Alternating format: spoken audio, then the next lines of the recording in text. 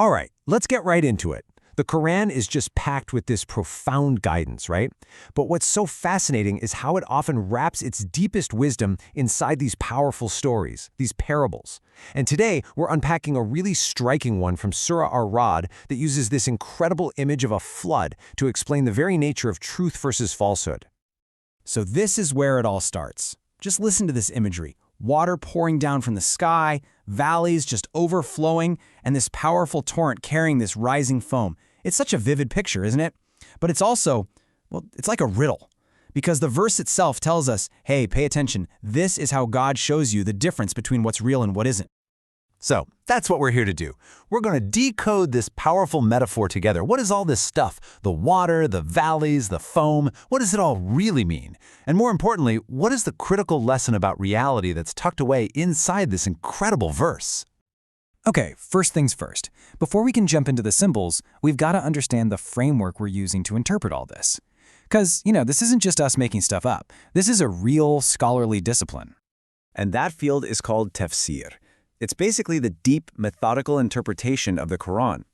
You have these incredible scholars, like Ayatollah Javadi Amoli, who dedicate their lives to unpacking all the layers of meaning in these verses. They're essentially providing us with the key to understand them. And this is so important because the Quran presents itself as more than just a book. It's described as a light and a guidance for all of humanity.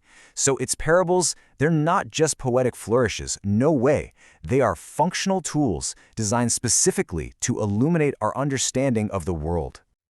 All right, so with that context in mind, let's get to the heart of it. We're going to break down the central symbols of this parable piece by piece. So here it is. The code to the whole thing. According to the Tafsir, each element in this parable has a direct symbolic meaning. The water is truth itself. The valleys that receive it, well, that's us, our hearts and minds. The foam represents falsehood. And in the parable adds another fascinating layer, heated metals, which, as we're about to see, symbolize our own worldly desires and ambitions. Let's start with the water. I mean, just picture it. It comes from the heavens, it's pure, it's clean, and it's absolutely essential for life. In this parable, it represents divine knowledge, revelation, the ultimate truth. It's the substance that nourishes and gives growth to everything.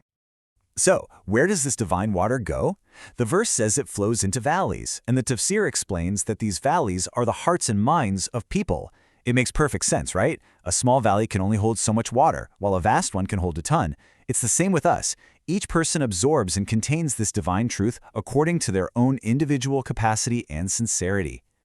But here's where the conflict comes in. The rushing water, this powerful torrent of truth, it inevitably kicks up foam and froth. And think about froth. It's loud, it's visible, it sits right on top of the water making a big show, but it has no substance. It's just air and bubbles. This is the perfect metaphor for falsehood. It's superficial, hollow, and ultimately completely useless. And the parable doesn't stop there. Just to make the point crystal clear, it gives us a second parallel image, this time from the world of craftsmanship. Think about when you heat metals, like gold or iron, to make something useful, an ornament or a tool. A layer of scum, or dross, rises to the surface. This is just another form of froth, another representation of the useless byproduct that appears whenever you're dealing with things of real value. So now that we have the symbols, the parable sets up a direct confrontation. And it's not just describing truth and falsehood, it's explaining their inherent nature and their ultimate fate. Now, the Arabic term used for truth here is haqq. And this word is so much deeper than just a correct fact. Haqq implies something that is real, solid, substantive, and has a firm foundation. It has a right to exist because it's rooted in reality. It has weight. And the opposite of haqq is batil. This is falsehood. But again, it's more than just a lie.